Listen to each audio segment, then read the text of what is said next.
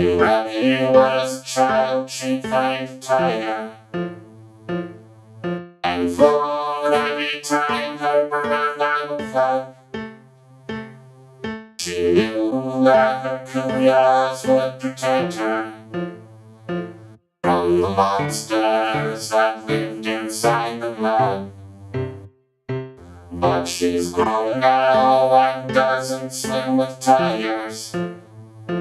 When she's at the pool or at the beach with friends, and the streets of her barangay will never look the same now that Ondoy has brought those floods again.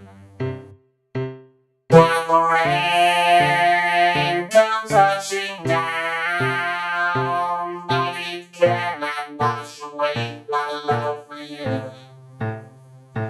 When the floods dirty and brown, nobody cannot wash away my love for you.